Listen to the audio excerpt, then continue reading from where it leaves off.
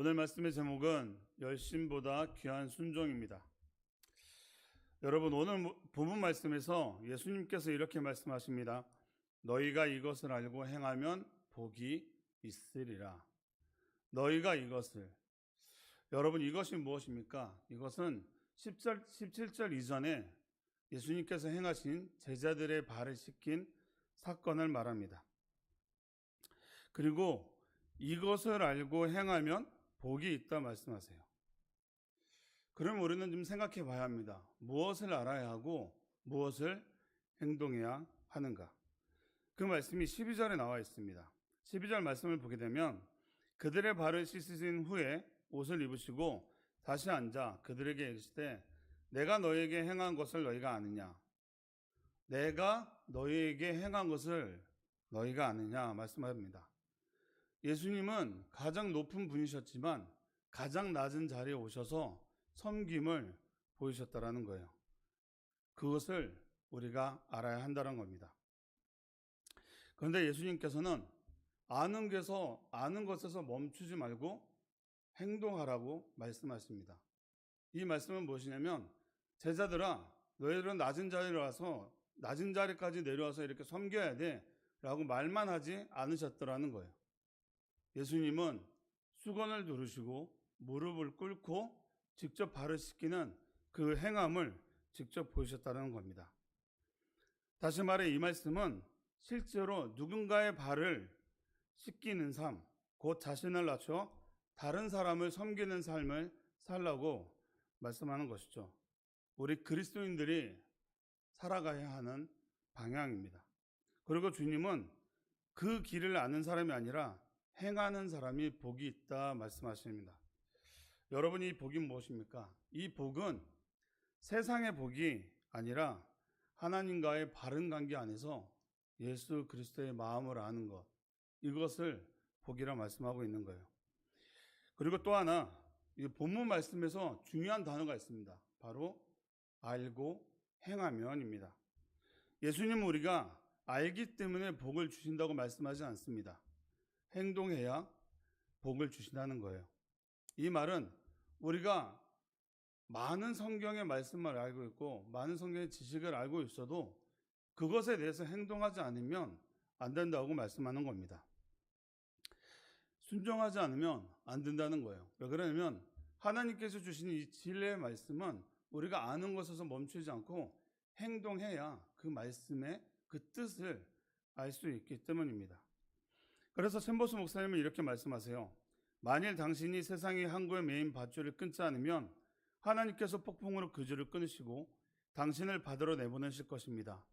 당신의 인생의 배를 하나님께 매달고 하나님의 목적이 담긴 커다란 바다를 향해 나아가십시오. 그러면 당신의 눈이 활짝 뜨일 것입니다. 라고 말씀하세요. 여러분, 항구가 어떤 곳입니까? 항구는 편안한 곳입니다. 배가 가장 편안하게 머물러 있는 곳이죠. 파도도 없고 위험도 적고 그리고 통제가 가능한 곳입니다. 그런데 우리가 알아야 할 것은 배는 항구에 정박하기 위해서 만들어진 것이 아니라는 것이죠. 배의 존재 이유는 바다로 항해를 하라고 만들어진 목적이 있다는 겁니다. 그렇다면 여러분, 우리는 생각을 해봐야죠. 그러면 하나님께서 우리를 구원해 주시고 자녀로 삼아 주신 목적이 무엇이겠습니까? 그것은 우리가 구원받았으니 우리는 이제 안전해, 신앙생활만 잘하면 돼, 그것을 알라고 우리를 구원해 주시지 않았다라는 거예요.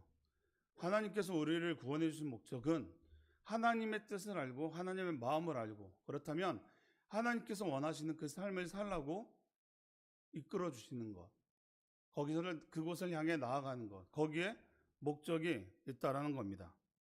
그런데 우리는 어떻습니까? 우리는 여전히 세상의 항구에 그곳에 머물기를 더 원한다는 거예요. 내가 추구하는 안정된 삶, 내가 바라는 성공의 목적, 이것을 바라본다는 거예요. 그리고 내 생각, 내 방식을 가지고 살아간다는 겁니다. 하나님께 나아가지 못하는 이것들을 챔버스 목사님은 나를 묶고 있는 밧줄이라고 표현하십니다. 그런데 하나님께서는 하나님 앞에 나오지 못하는 이 밧줄을 어떻게 하시냐? 폭풍을 허락하셔서 그 밧줄을 끊으신다고 말씀합니다. 그런데 우리가 여기서 생각해 봐야 될 것은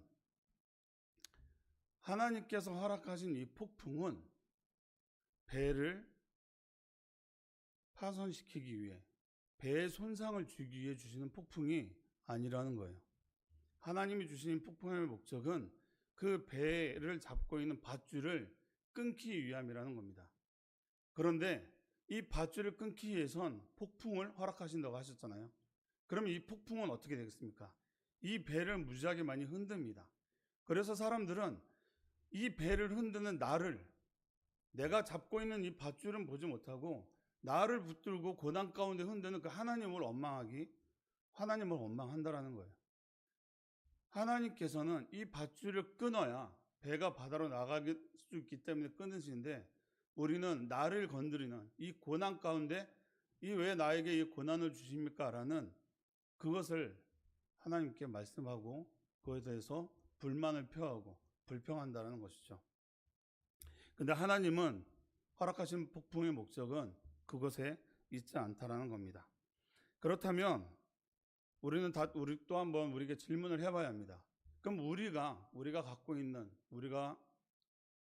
내가 묻고 있는 하나님 앞에 나아가지 못하게 하는 그 밧줄은 무엇이 있는가 생각을 해봐야 한다는 거예요.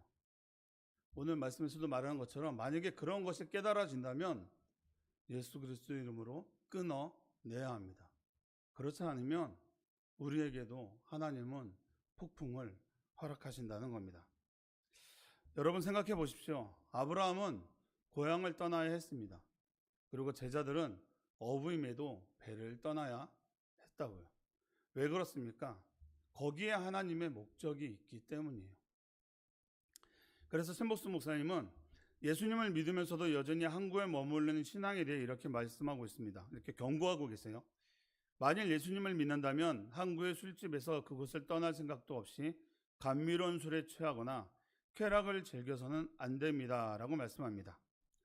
무엇을 말하나요? 배는 항구를 떠나 나가야 하는데 이것이 좋다고 계속해서 머물러 있기를 원한다는 겁니다. 안식을 찾고 있다는 거예요. 그렇다면 그 배는 그 배의 목적과 가치를 잃어버리게 된다는 것이죠.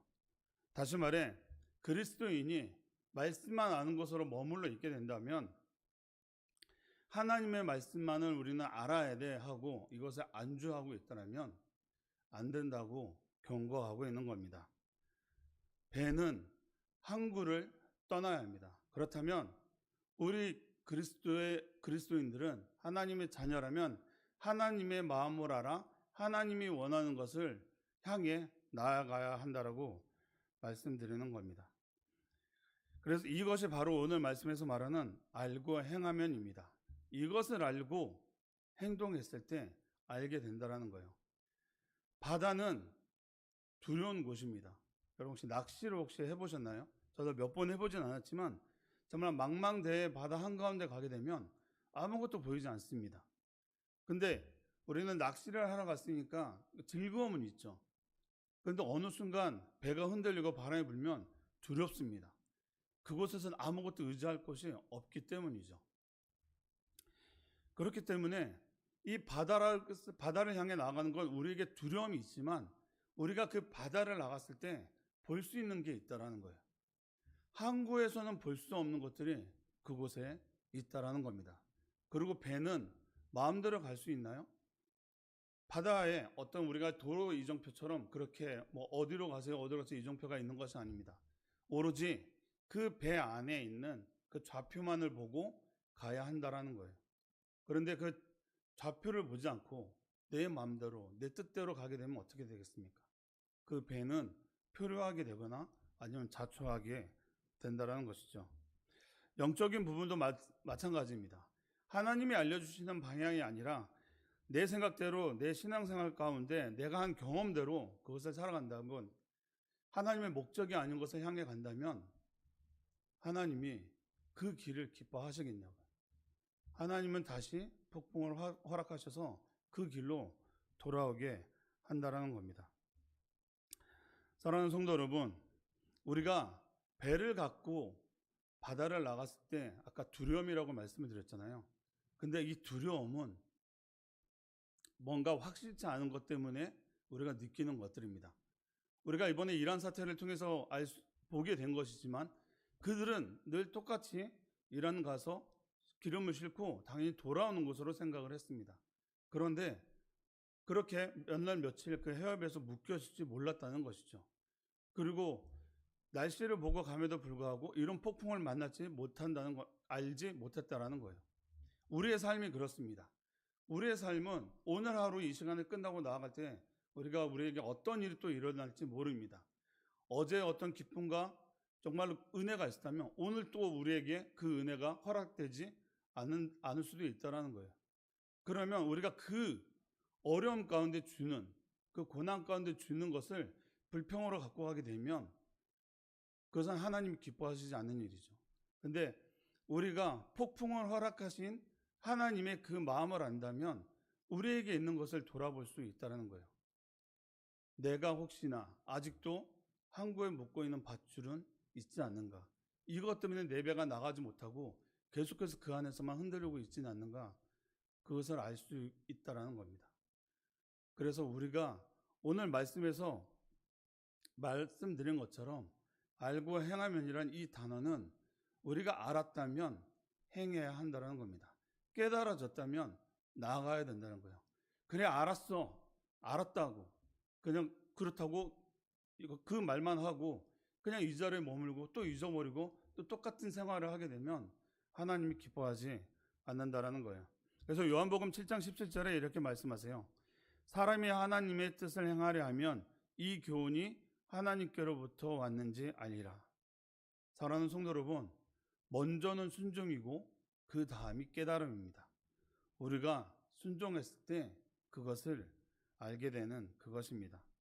그리고 챔버스 목사님은 당신이 어디에서 영적으로 막혔는지 점검하십시오라고 말씀합니다.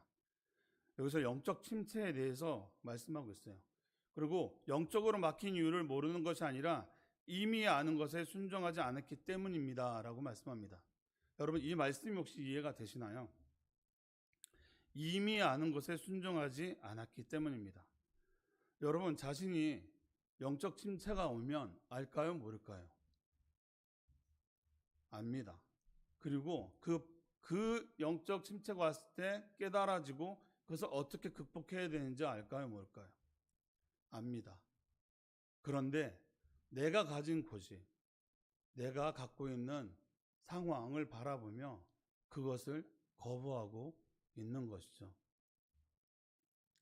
그래서 샘버스 목사님은 이것을 뭐라고 말하냐면 그래서 자신의 이런 영적 침체를 감추기 위해 우리가 열심을 냅니다.